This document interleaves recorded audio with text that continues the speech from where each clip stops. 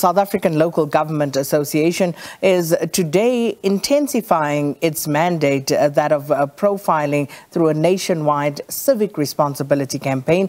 And this, of course, aims to educate members of the public, of local communities, about their duties and obligations towards paying for municipal services.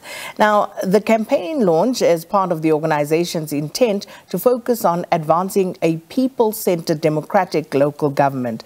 The launch will take place at selected venues across the country and in all 9 provinces. So for more on this, let's cross to our reporter, Nosipho Mncube. Nosipho, good morning. And of course, very important issue. The touch points here are critical, especially when it comes to communities and people paying for services rendered by municipalities.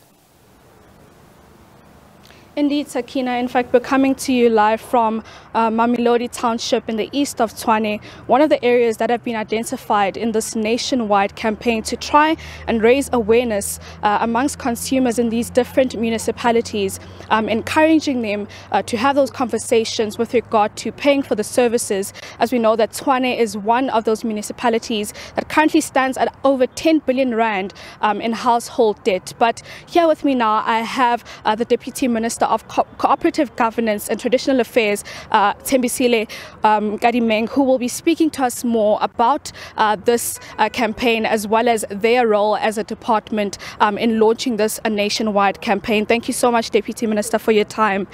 Speak to us about the significance of this campaign in relation to your department, as well as identifying some of these areas that you'll be launching this campaign from. Thank you very much, Nosipho, and good morning to our viewers. Well, I think just from the context point of view, over 255 billion countrywide is owed to municipalities.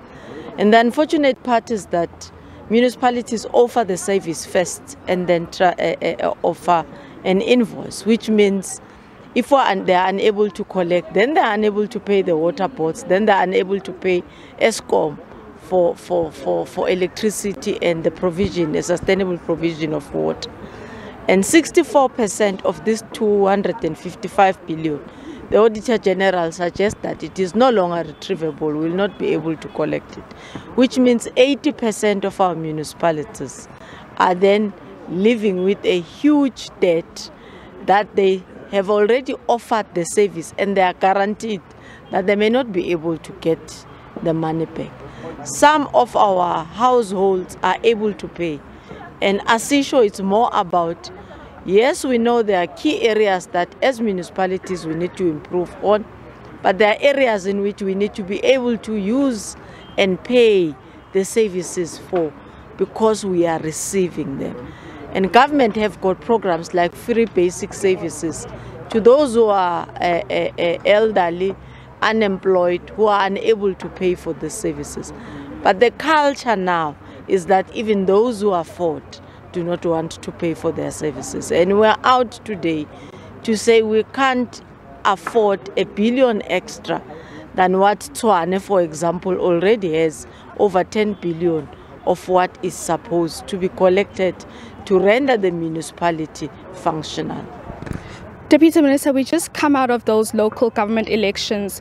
Did that in any way, the outcomes of those elections, impact the need for these kind of conversations? Are there certain things that you picked up from where they'd come from consumers, community members, as well as those in municipalities and different wards, where a conversation like this was deemed to be necessary? Yes, the name of this campaign is Asisho Arbueng, you know, simply because we must admit there is a trust deficit from our consumers, from our communities, about local government in particular.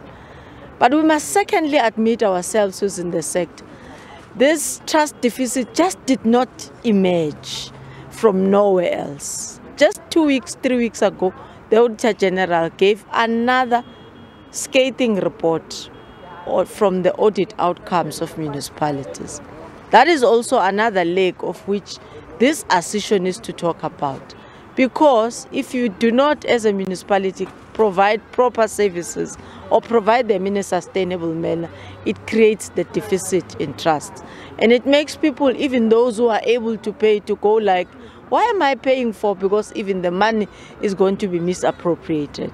But what is key, for example, the Auditor General said, all those who got disclaimers and did not submit their financial statement, we're taking them to the Financial Intelligence Bureau to investigate, because the money got into the bank and it was paid to somebody. So we need to know and we need to retrieve it back.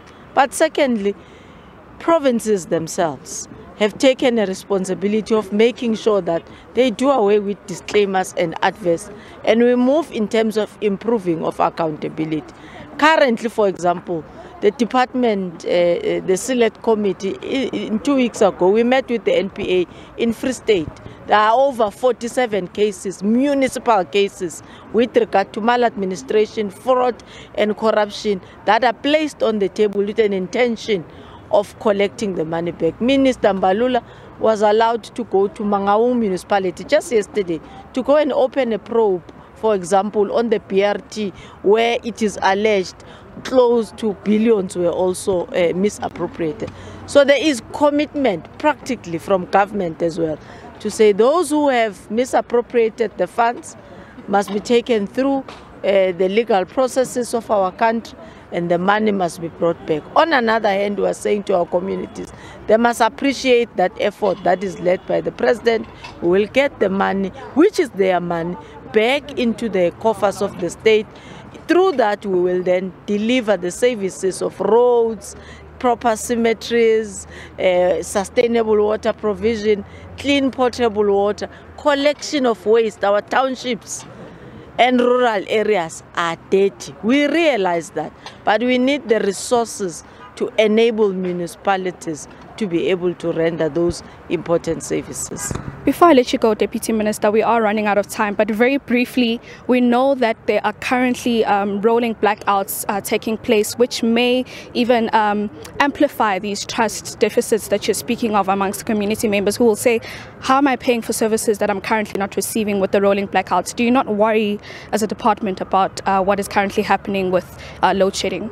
We're worried, all of us as a country, including the ministries that are responsible in ensuring that there are better avenues and assistance that could be given to ESCOM to ensure that there's sustainable power provision.